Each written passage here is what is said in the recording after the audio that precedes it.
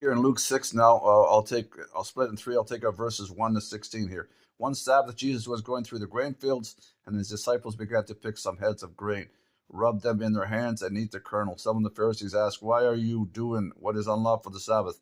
Thought it was working. I mean, they're so crazy about the Sabbath. They made a whole book, I think, on what to do and not on the Sabbath.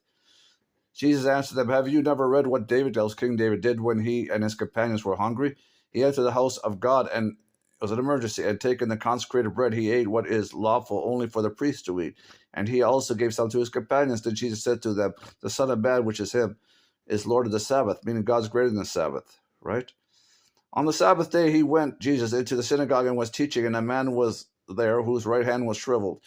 It was damaged. The Pharisees and the teachers of the law, they were looking for a reason to accuse Jesus, so they watched him closely to see if he would heal on the Sabbath, thinking it was work again. It was so petty.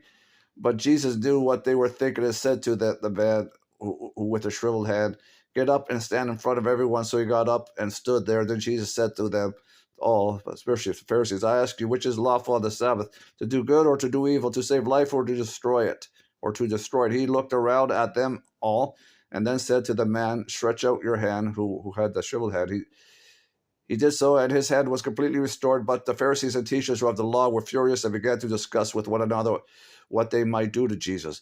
One of those days, Jesus went out to the mountainside to pray and spent the night praying to God.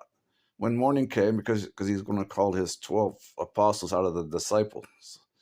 When the morning came, Jesus, called his disciples learners to him. There was more than 12, and chose 12 of them, whom he designated apostles, to be sent out to the world. The Greek meanings. Simon, now he's naming him Simon, in parentheses, who was named Peter. That was Peter who built this rock or wrote some of the epistles in his name.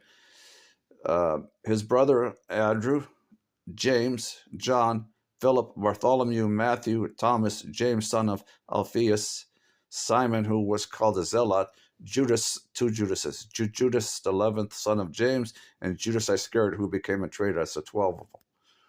So that's Luke 6, verses 1 to 16. Okay. The rest I'll do in two parts because this, I think it's 49 verses in this chapter. Okay. Have a good day. Bye.